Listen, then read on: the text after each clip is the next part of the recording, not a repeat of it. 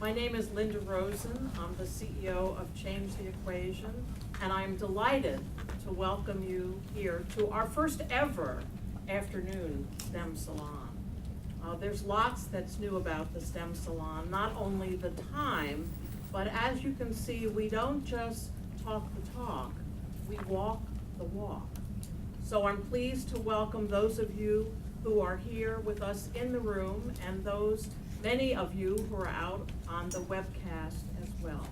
We're very excited to talk to you about Left to Chance and share lots of information with you.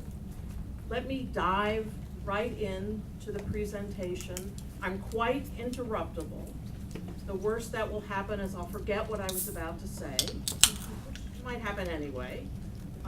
But there also will be a Q&A portion, so please ask away.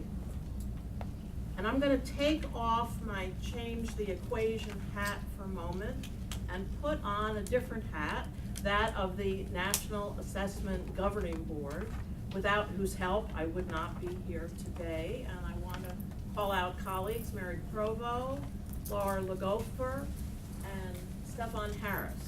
There are also some of you who are watching the webcast, so I'm delighted to have you here. Here's a quick primer about the National Assessment of Educational Progress. I know we have an incredibly knowledgeable audience, but I think it doesn't hurt to get some quick shared vocabulary, and let's take a look at it.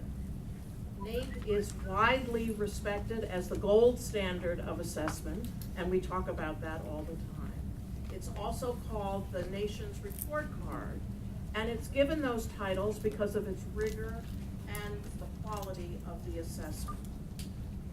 For the most part, NAEP provides state-level results and national results in some subjects, but they also provide reading and mathematics in grades 4 and 8 for what will soon be 27 urban districts, up from 21 urban districts. The goal of the National Assessment of Educational Progress is to report at the grade level only. So when I tease you later that I'm going to put your individual test scores up on Twitter, just sort of believe me. I might do it, or I might not.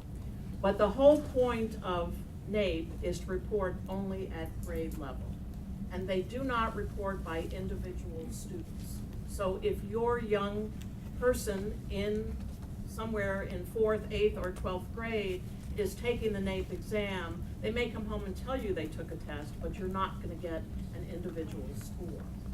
And that's by law. That's by our esteemed Congress, that they do not report individual scores. So NAEP is administered to representative samples of students in public, private, Bureau of Indian Education, and Department of Defense schools. It's a very sophisticated sampling process that is definitely over my head from a psychometric point of view. But it is a process that is well vetted, and one can be secure that the generalizations that are made from this sample are viable and real. Since they do not report on individual progress, not every student takes every item on the assessment. So if you, in a randomly selected school at that right grade level, are tapped to take the National Assessment of Education Progress and go to the media center or the gym or whatever room in the school is so designated, you might not be taking the same assessment as the students on either side of you. That's not just for cheating. It's a matter of having a matrix sampling of the items as well. So to know a little bit more about how NAEP is organized, and there it is in the center. I'm especially privileged, he walked away. No, there he is. To have Dan McGrath in the back, please wave your arm, from the National Center of Education Statistics, without whom none of this today would have been possible. So I really want to give a hearty shout out to Dan. In 1998, Congress chartered the National Assessment Governing Board, and instructed that board to set policy for all aspects of the assessment itself. I'm new to NAEP. As I said, I've been to 3 meetings. I have rediscovered my inner policy wonk. I had forgotten what a policy wonk I am. But boy, right, Mary, it comes out when I'm there. It really does. And that's a very fun point, appointed by the Secretary of Education. NAEP works closely with the National Center for Education Statistics. I know a lot of you know all these acronyms, but I think there might be some for whom they're new. And NCES actually administers the exam. They lead the operations in terms of item development, administering it, scoring, analysis, and reporting, among other things. But it's such a massive undertaking. Remember now, this is the America's report card, the nation's report card. There are quite a number of contractors who also work on the test. What I want to talk about today is the first ever exam in technology and engineering literacy, known familiarly as TEL. Yes, you're right. They actually released the assessment results last week. So we're not going to talk about the assessment results because everybody in here probably knows those results. But we are going to talk about something different. What I want to point out, and this is important to all of us STEM people, for a long time, NAEP was testing science and mathematics, but the T and the E were missing. So the governing board over 10 years ago set about the task of figuring out how to assess technology and engineering. And it's a long history. I won't go into the whole history, but the first ever administration of the assessment was in the winter of 2014.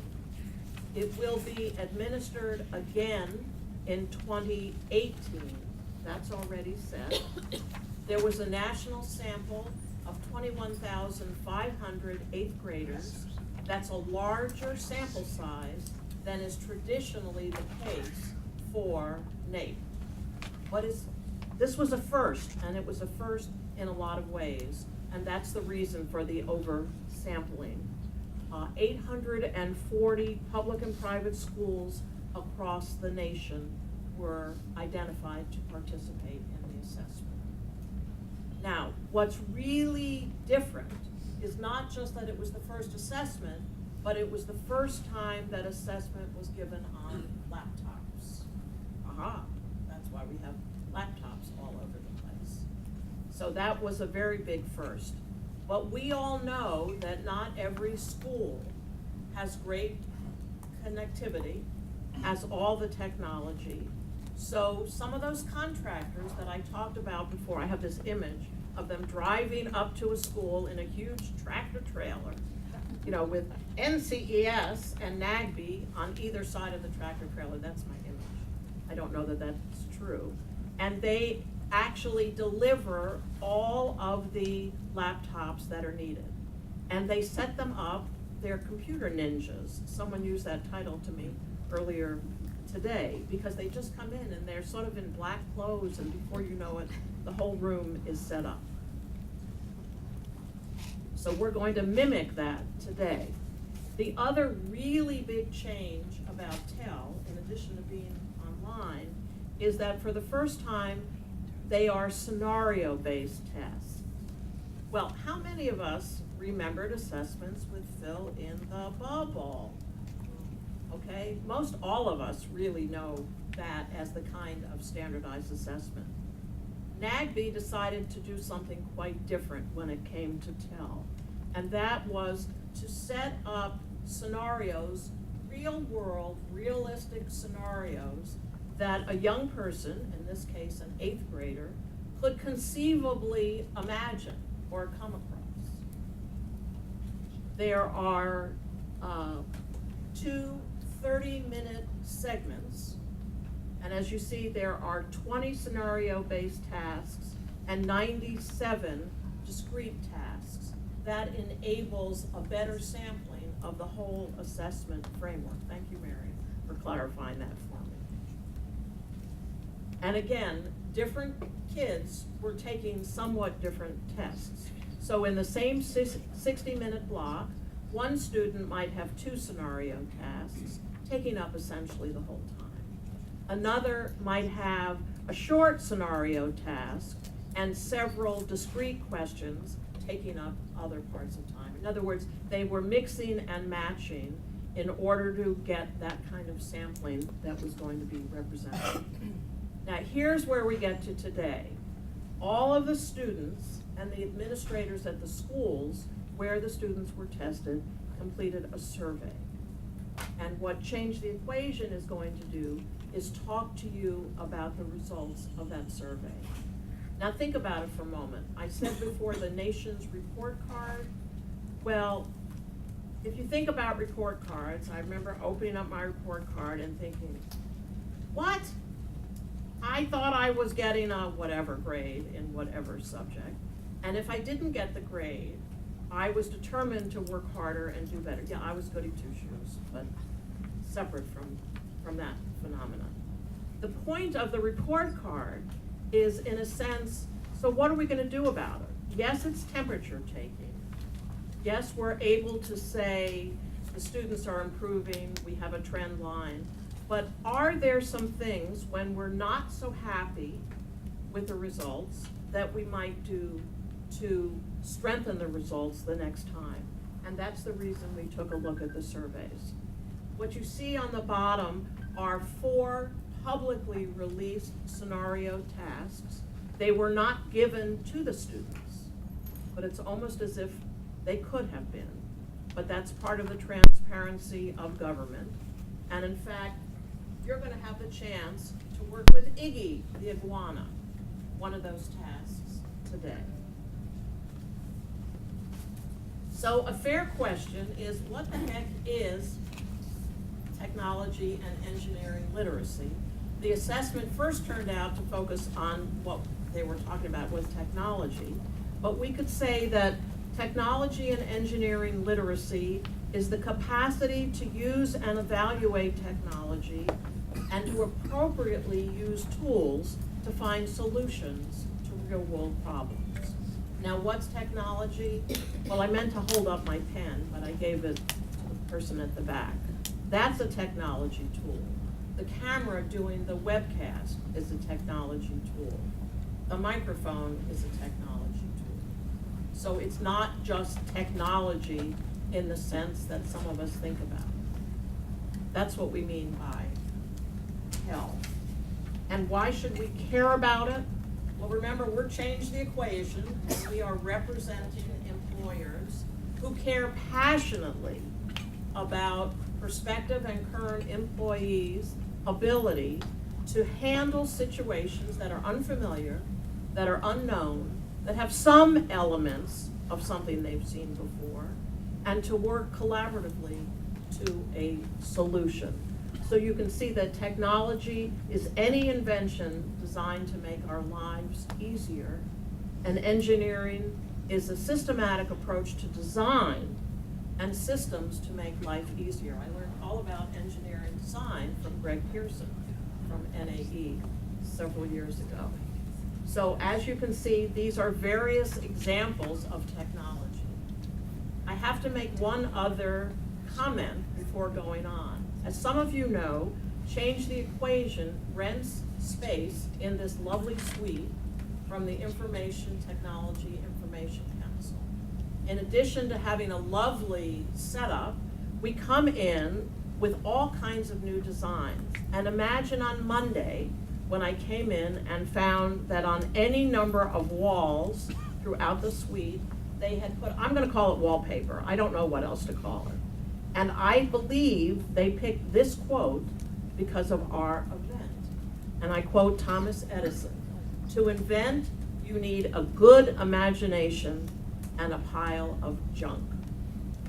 What could be better than to think about technology and engineering literacy? That's the motif of the light bulbs backed by the food, if you noticed when you came in. there are lots of myths about technology and engineering literacy. Some of you may remember an earlier brief that Changed the Equation released in the same room, Does Not Compute, where we pointed out that millennials are not tech savvy. They may be attached to their cell phones and all the social media, but they are not tech savvy in using technology to actually solve problems. So you see here some common myths and the facts that go with them. It's certainly clear that TEL is not just for those who are going to what we recognize as STEM careers, but that ability to problem solve with tools in a systematic way is really important in any career. Engineering's not just for college students or those going into that field. Again, it's real world problems, as you'll see in a few moments. So we really need you as ambassadors to make clear the importance of technology and engineering literacy and the importance of them for everyone. There is, of course, an assessment framework that is part and parcel of the development. And you see here a schematic of it, the 3 portions of the test. And again, they have to sample from each of the 3 to make it a valid and reliable test. Design and systems, information and communication technology, technology and society. And there are 3 overarching practices that run across all 3 of them.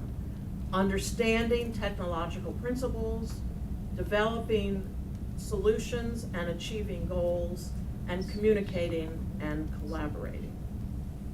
And again, these are all part of the assessment.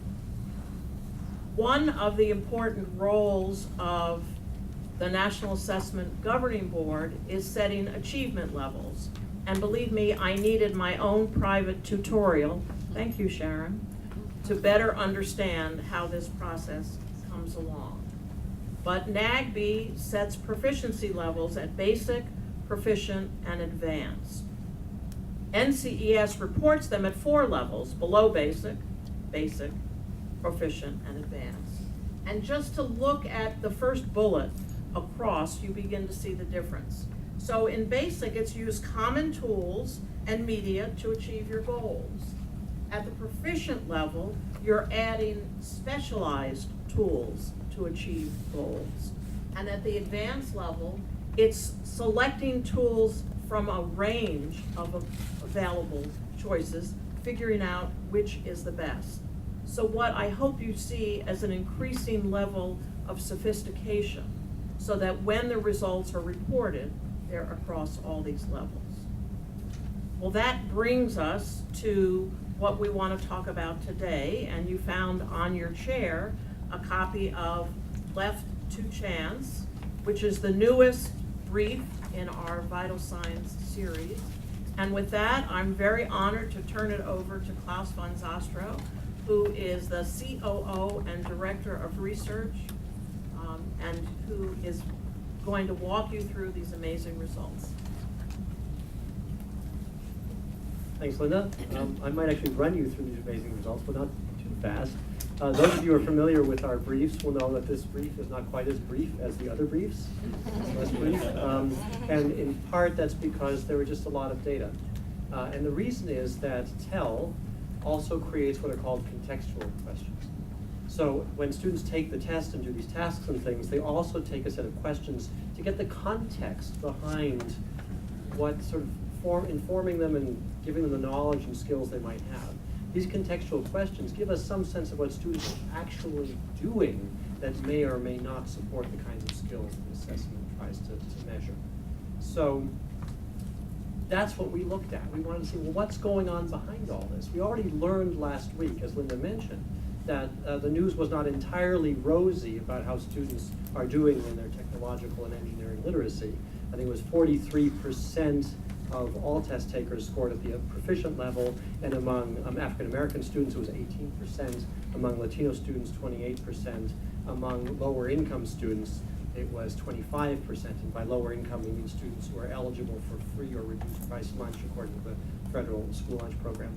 So we see that, unfortunately, it puts us in somewhat familiar territory when it comes to tests. The results were not as good as we'd like, and the gaps were shocking and something that we definitely have to address. So we wanted to peel back the covers and see what is going on with these students. What kinds of experiences do they actually receive?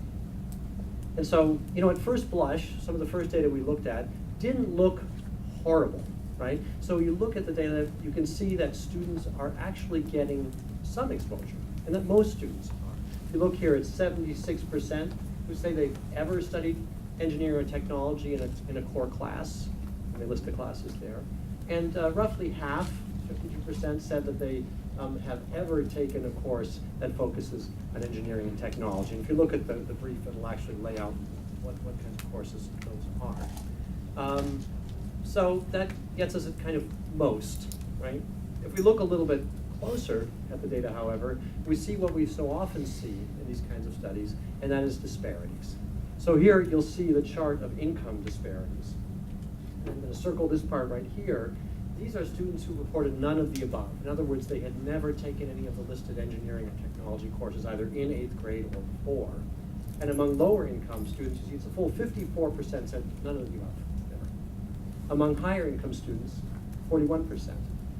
Not only is that statistically significant, it's substantial, right? Those are the kinds of inequities that we really don't like to see, and that really have huge implications given how important technology and engineering literacy is to thriving in a technological world. And, oh, wrong button. So we see, or we don't see. You got a preview here. Okay. So you see that, in fact, there are even bigger race by race and by income, bigger gaps, I mean to say, that you can see in the report itself.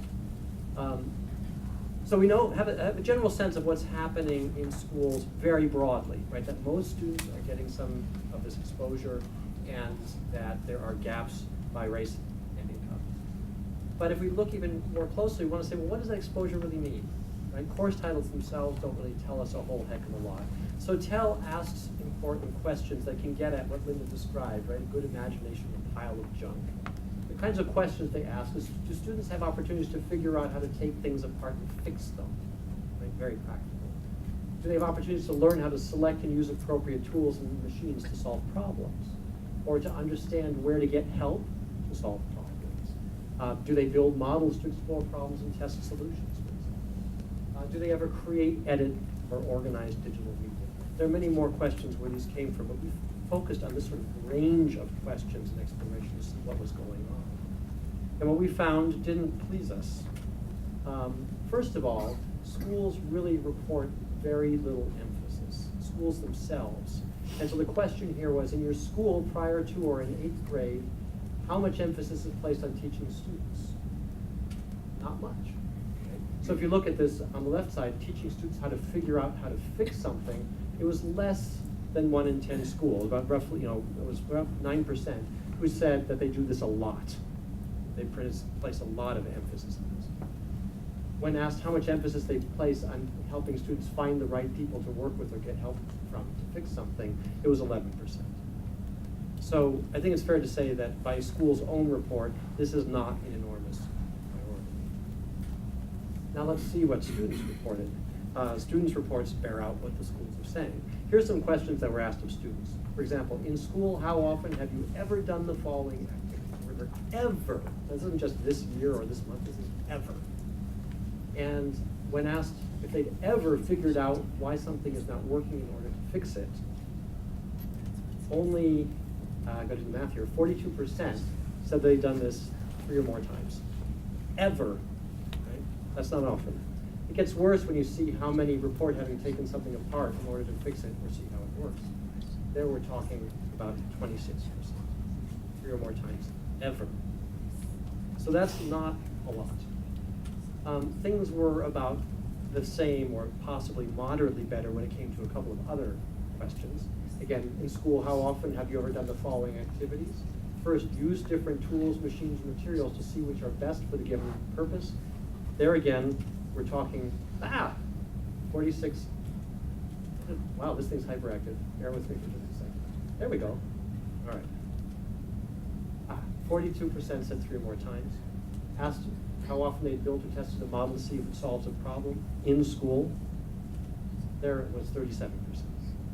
So again, the point is in school, students aren't doing this very often.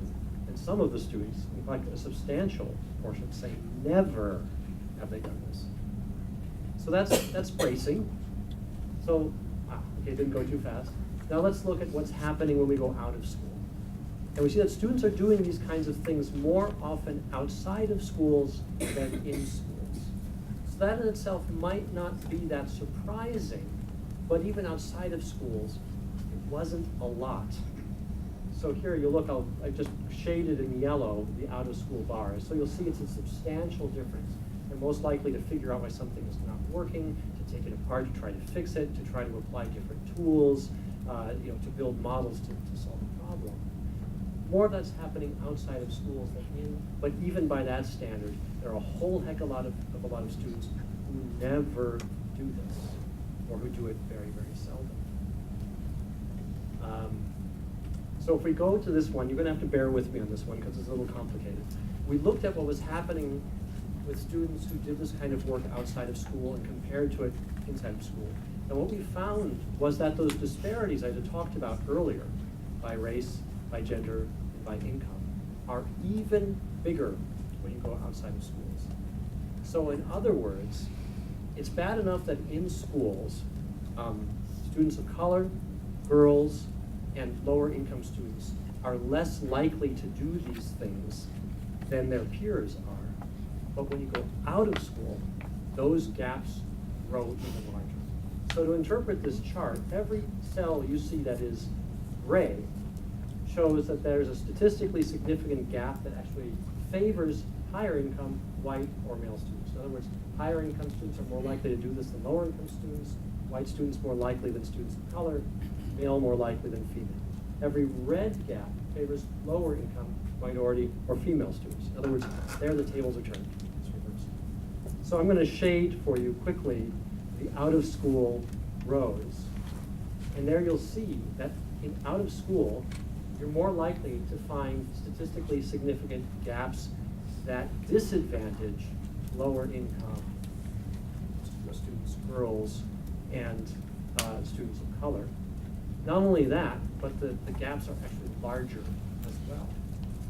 So what this is telling us is students are more likely to do this stuff out of school, but out of school is also where these gaps and these inequities grow. And one of the big themes of our report is that's because we're leaving this all to chance.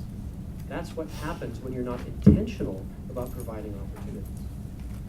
So to move on, let's talk a little bit about technology. The TEL assessment also asks students how often they use a computer or other digital technology to create spreadsheets, create presentations, or create, edit, and organize original data. And what we found, and what other surveys have found in the past, is students are far more likely to consume than create digital media. Here we find that, in fact, in no category, in or out of school, did most students do this with any real frequency.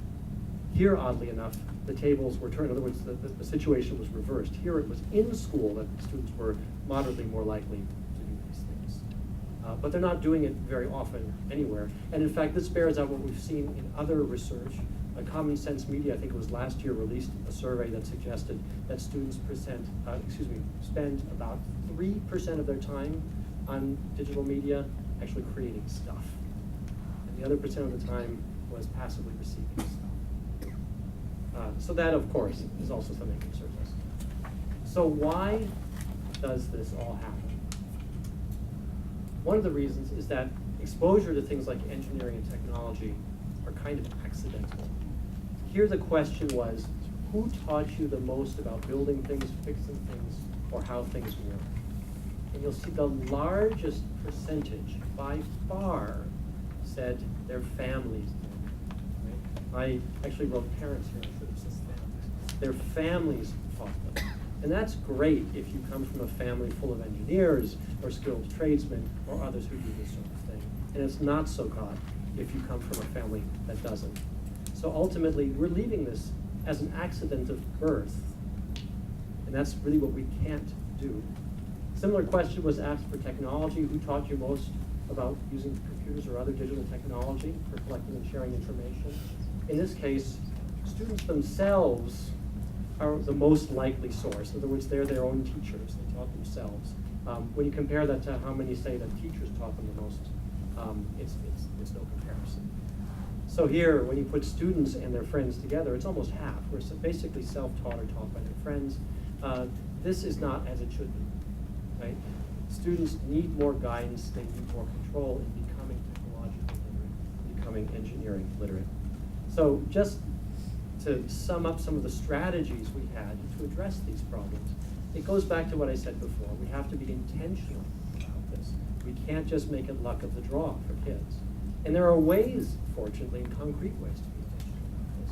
I know a lot of people in this room probably have been part of the advocacy to focus on standards assessment and curriculum that actually incorporate these things. Next Generation Science Standards, we're happy to see, does it.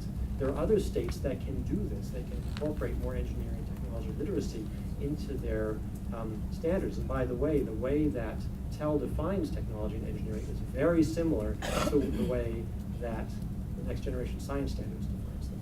Very similar, and that's a good thing. But we also have to offer teacher professional development for these things.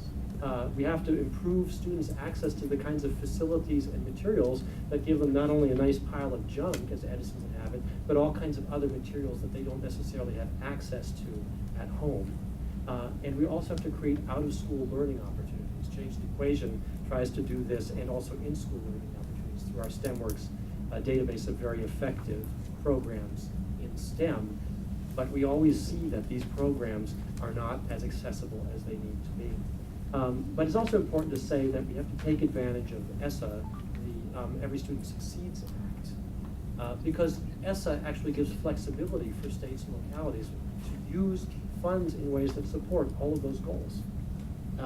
But if people don't actually pay attention to that, that opportunity is just going to slip by. Finally, there was a big news item when this was released last week, and that was about girls.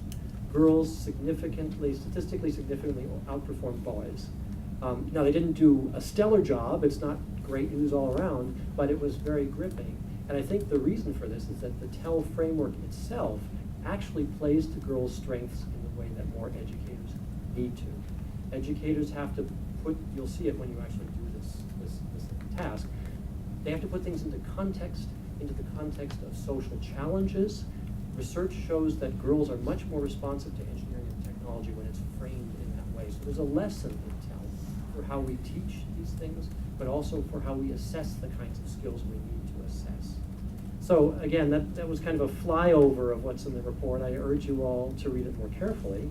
But now I'll turn things back to Linda, I think, who is going to sort of direct the ceremonies here. So we have a couple minutes if there are questions that this raised in your mind. Hi, I'm curious to know if there are any plans to do any assessment at higher levels, like high school, to see if these things shift, because I was really surprised about the male and female comparisons at 8th grade. Sure. So the question, just repeat, is whether or not the assessment will be done at higher grade levels. The hope is that it will be done at higher grade levels, but that very much depends on the authorization that Congress gives to support NAEP. So the National Assessment Governing Board is always juggling priorities. I think it's fair to say that there's a strong sentiment to expand TEL, but in the end, it does come down to dollars and cents. Susan?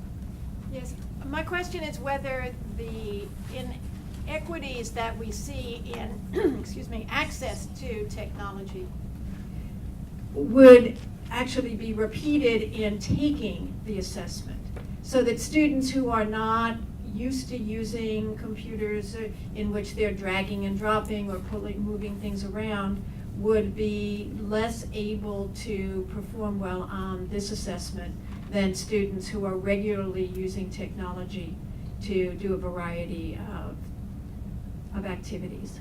I'm going to try to answer this question, but I'm going to turn to my NAGB colleagues in case I leave something out. The NCES has done a very careful analysis looking at the set of experiences that kids have and translating it to DBA, digitally based assessment. And they did not find any significant differences. Am I saying that properly? Any significant differences. Kids were not disadvantaged if they had not had experience prior to setting down with the assessment task.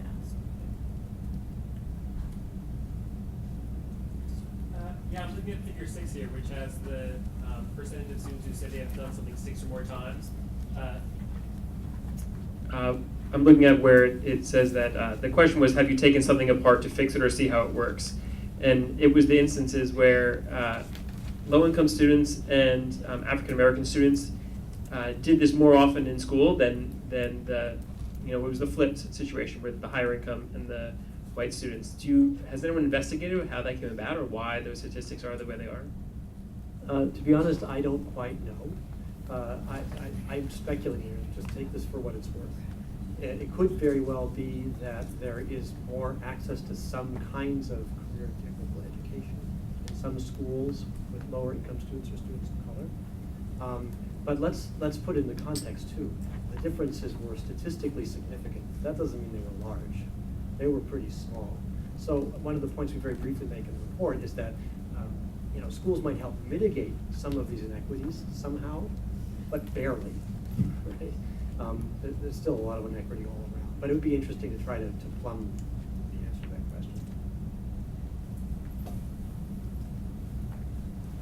And in figure 5, page 5, in terms of the out-of-school engagements, are you finding that that's more summer camp exposure that the students have access to, or aftercare programs, the med science?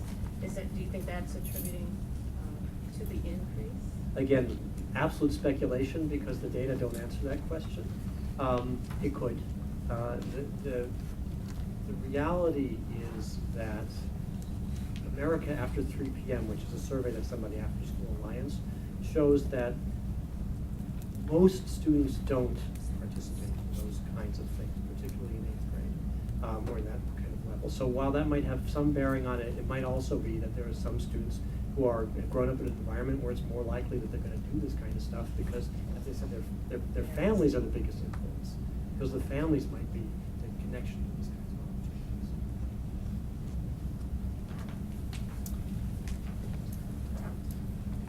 Hi, I'm looking at figure 8, and it's actually a two-part question.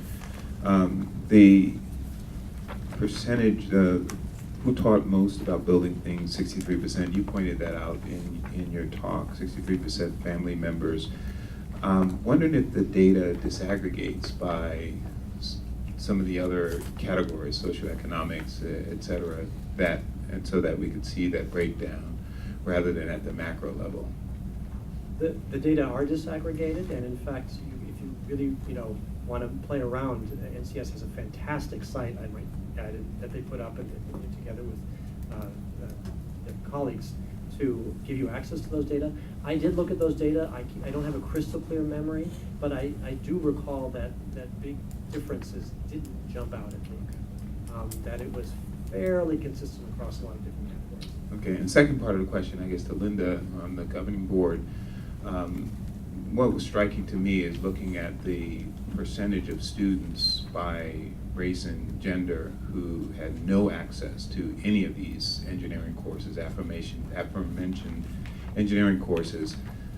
Is NAEP looking at, again, correlating the results of the assessment to these other categories and really kind of coming up with some inferences based on that? What NCES does, as Klaus just mentioned, is make all of this data available. And folks like Klaus, who can dig into the data, sort of are, all exciting, salivating over the possibility of doing that. And I think you will see in time that there'll be more information coming out. So that's not really the role of NCES or NAGB. but they do make all the data available. And I know that they're incredibly wonderful, at least to us, about answering questions. And so the data's there, and I would urge folks, if you're not adept at using NAEP Explorer, you can certainly find folks who are. Any other questions? Was a little bit of a follow-up question about the family and other people's engagement with the students. And so my question is not so much on the economic point of view, but from the employment point of view, if there was data that demonstrated, any sort of technical proficiency of family members and if that had any correlation. Not in NAEP, not that I'm familiar with, but we do have data elsewhere. Well, there's even data in NAEP to suggest what the education levels of the parents are, not what they studied, but what their education level is. So you can begin to assume something. So for example, if it's less than high school, most likely they don't have a lot of experience in the areas that would help students.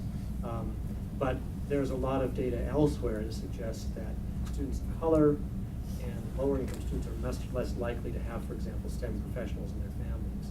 So when we see this really heavy reliance on family as the primary source of information about how to build things, fix things, and engage in this kind of engineering literacy, we know that a lot of the inequities we're seeing are stemming in part from that situation, that if we don't do something really conscious about it by giving these students all kinds of opportunities outside of family, while of course tapping into what's going on in the family, then we're going to see the inequities.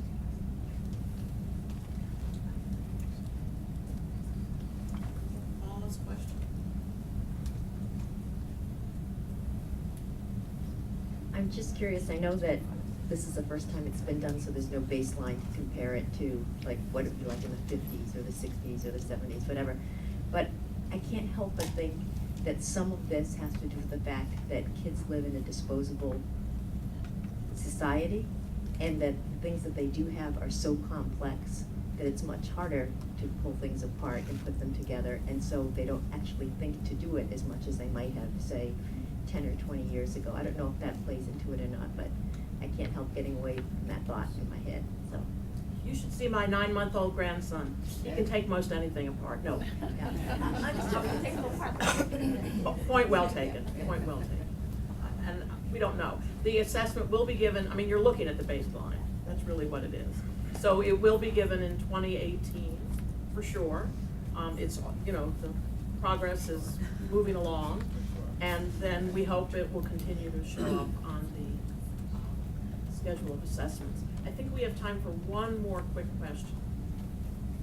Can we go to Bill?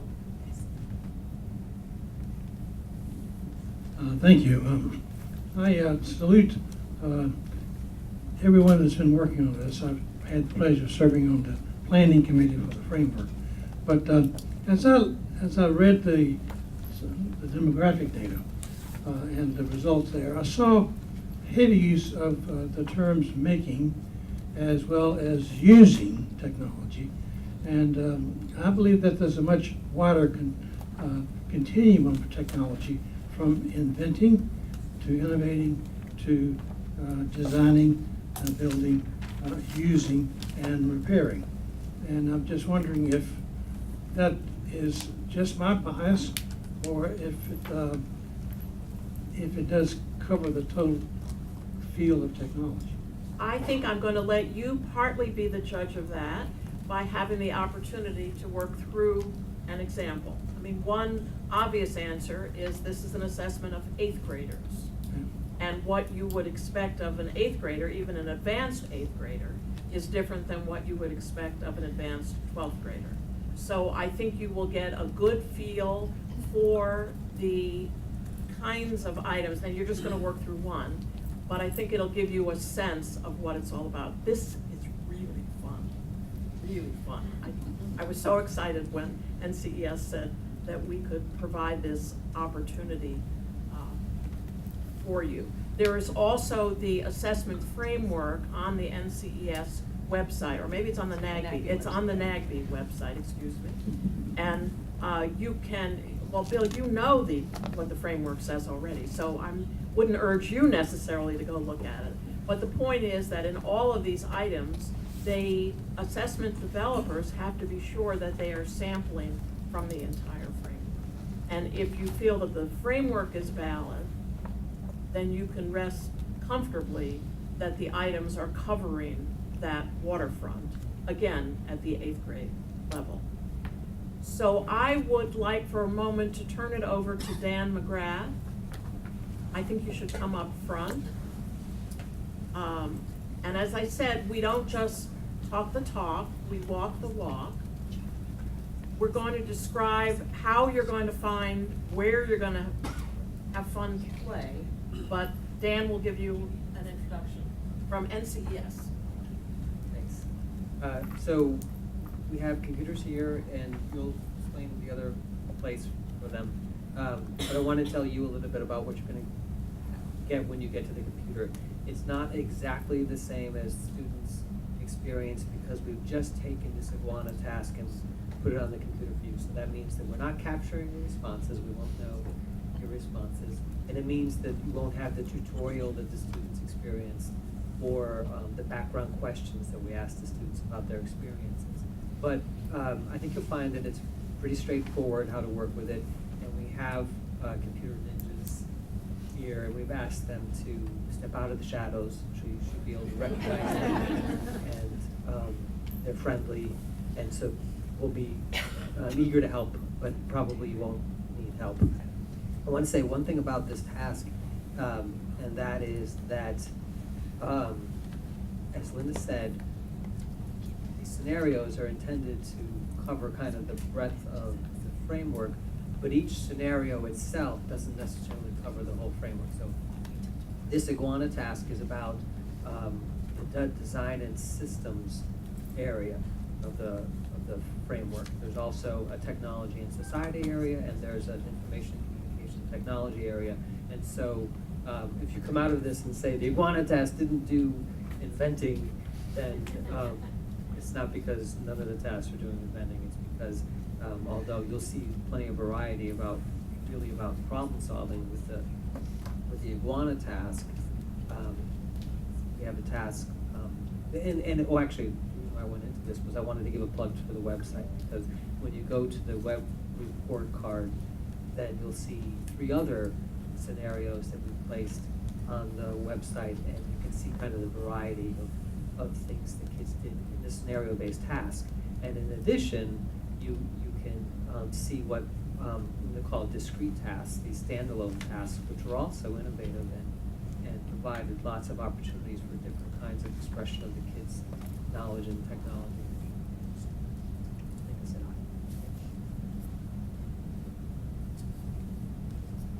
hi. Thank you very much, Dan. Passion is, first of all, I have to have all my staff wave and raise their hands, without whom none of this would have happened.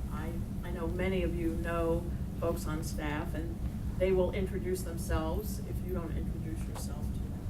But we're a small but mighty team accomplishing great things. So Passion has organized where we're going to go, and maybe you'll get to see a few more of these great wallpaper sites.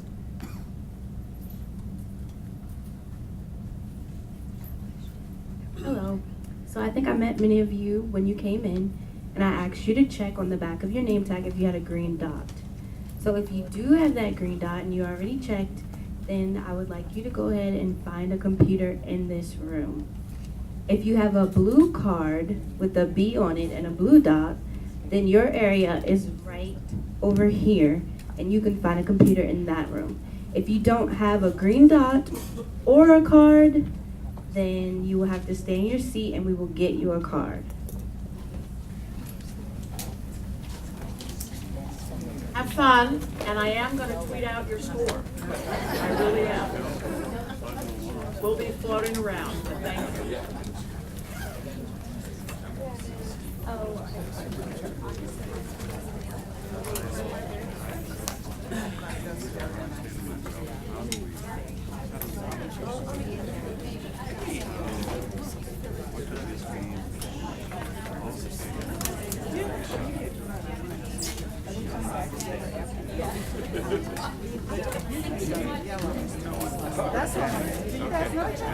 So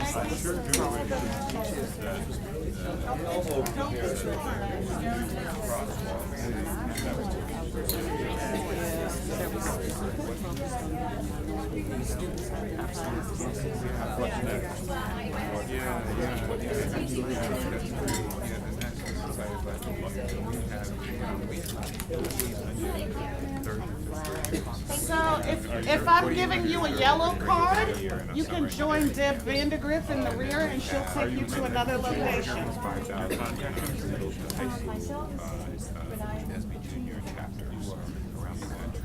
So it just probably makes sense for us to.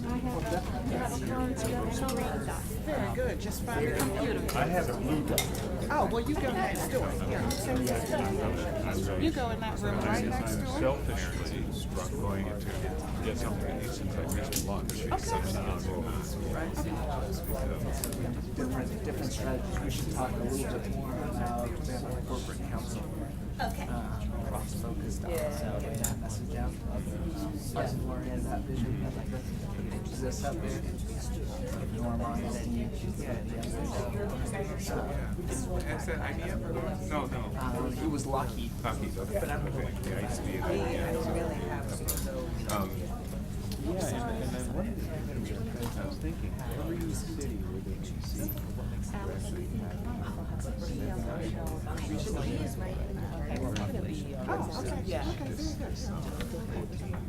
programs in 12 cities. I'm wondering if there's a way.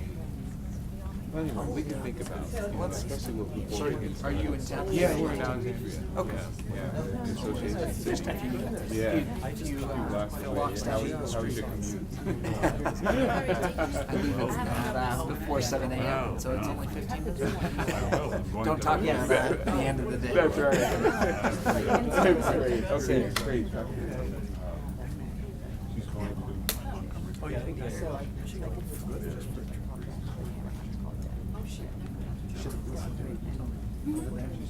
Here, I'll walk you over.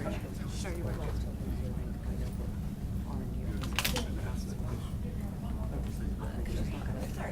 That's back to the body.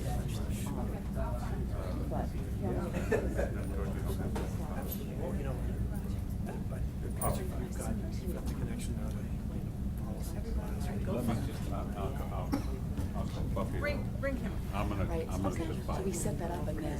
Oh, really? So you're coming out of class, right? Yeah. So. So both Birmingham and Troy. So is it gonna be like a intra-district share? Should be interesting.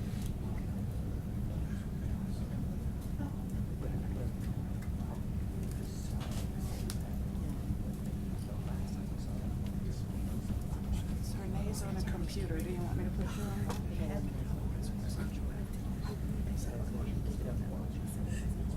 Ah, yeah, we were talking about that. So you.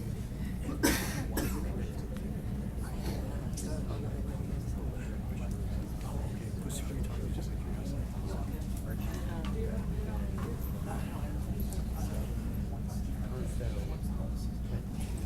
I've heard of you. We connected with the guy trying to drive that forward and talk to him about. So they were thinking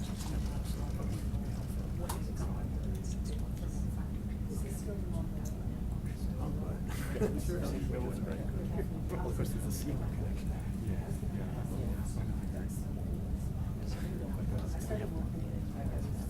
But I think TEL, you know, so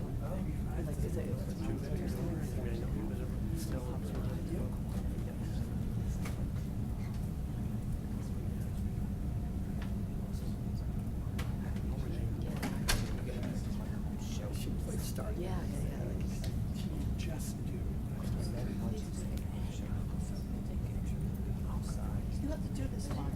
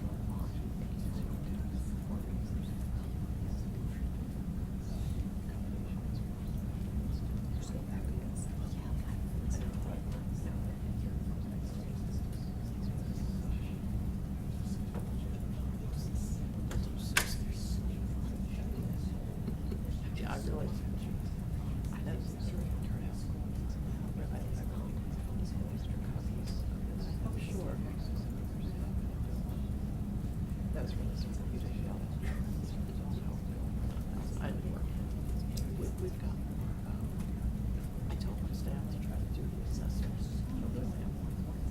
So I'll get your lunch.